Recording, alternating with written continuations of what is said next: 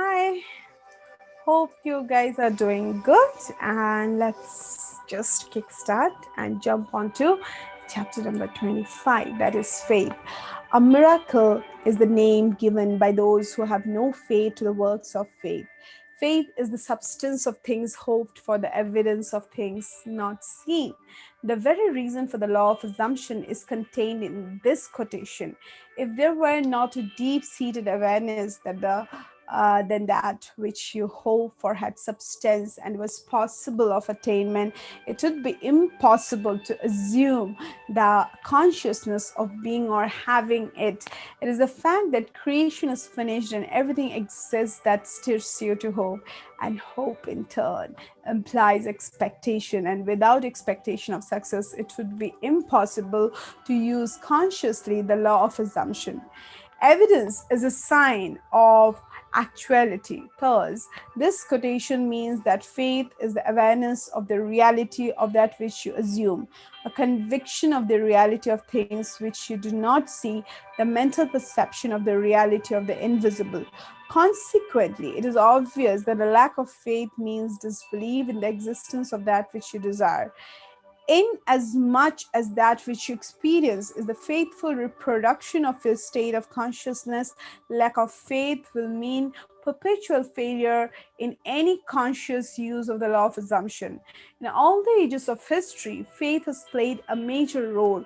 It permeates all the great religions of the world, it is woven all through mythology, and yet today it is almost universally misunderstood. Contrary to popular opinion, the efficacy of faith is not due to the work of any outside agency. It is from first to last an activity of your own consciousness. The Bible is full of many statements about faith, of the true meaning of which few are aware. Here are some typical examples. Unto us was the gospel preached as well as unto them, but the word preached did not profit them, not being mixed with faith in them that heard it.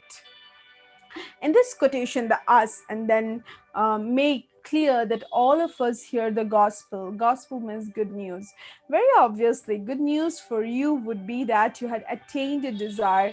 This is always being preached to you by your infinite self. To hear that which you desire does exist and you need only to accept it in consciousness is good news. Not mixing with faith means to deny the reality of that which you desire, hence there is no profit. A faithless and perseverance generation, how long shall I be with you, Matt? The meaning of faithlessness has been made clear. Perverse means that turn the wrong way. In other words, in consciousness of not being what you want to be faithless, that is, to disbelieve in the reality of that which you assume is to be perverse. How long shall I be with you means that the fulfillment of your desire is predicated upon your change to the right state of consciousness. It is just as though that which you desire is telling you that in will not be yours until you turn from being faithless and perverse to righteousness. As already stated, righteousness is the consciousness of already being what you want to be.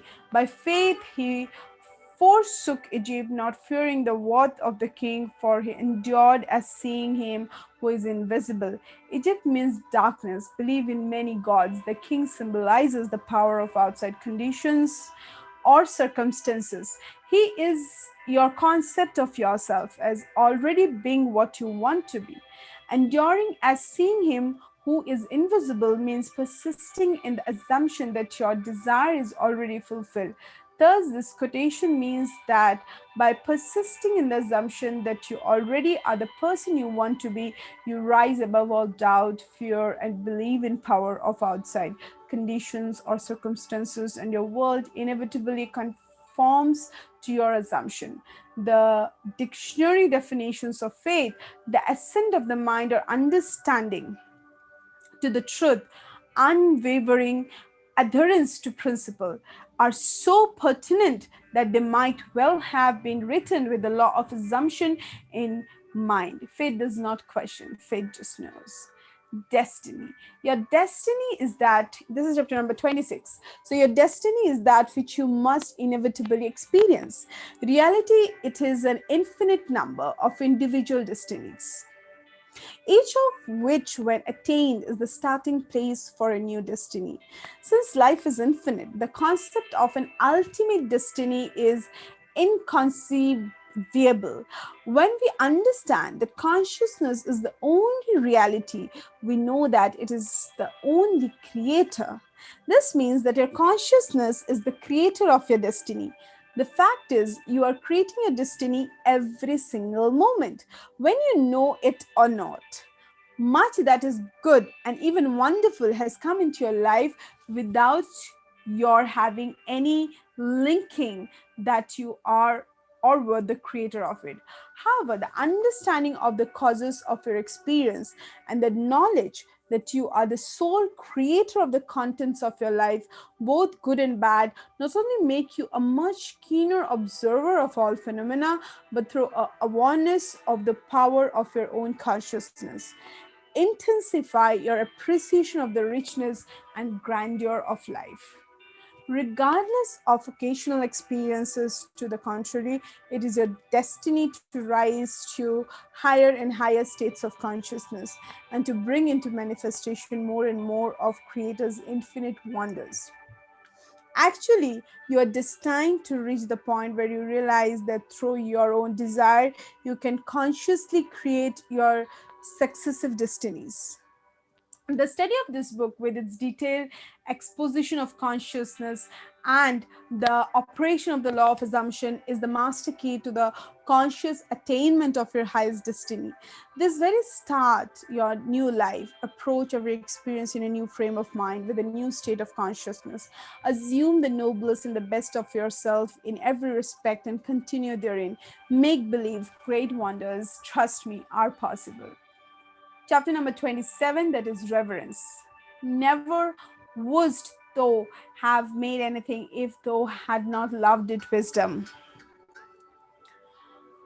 So, in all creation, in all eternity, in all the realms of your infinite being, the most wonderful fact is that which is stressed in the first chapter of this book: you are God. You are the I am, that I am. You are consciousness, you are the creator. This is the mystery that is great, secret, known by the seers, prophets, and mystics throughout the ages. This is a truth that you can never know intellectually. Who is this you? That it is you, John Jones or Mary Smith, is absurd. It is the consciousness which knows that you are John Jones or Mary Smith. It is your greatest self, your deeper self, your infinite being.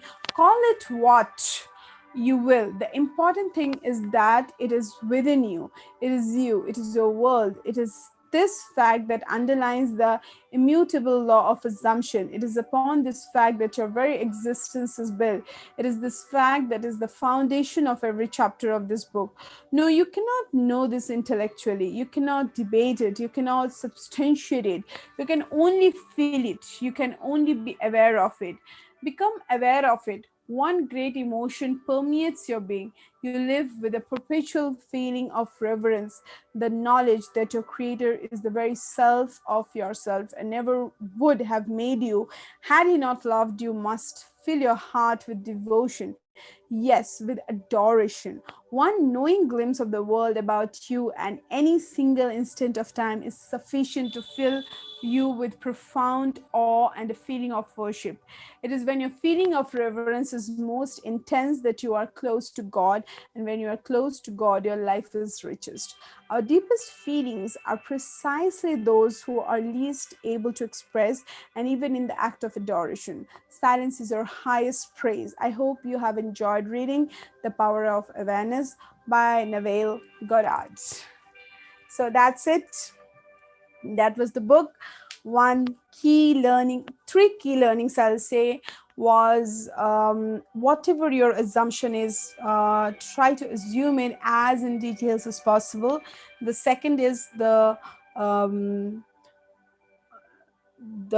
activity to assume something before going to sleep. Okay.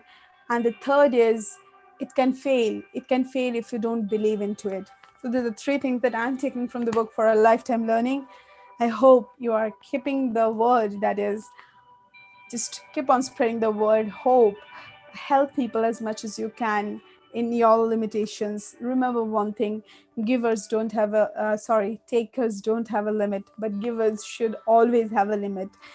Make that limit your priority and come out as a winner. The world is yours. Spread the word, that is hope. Stay blessed, stay happy, keep reading as many books as possible. That's the only best friend that can help you to grow. Okay.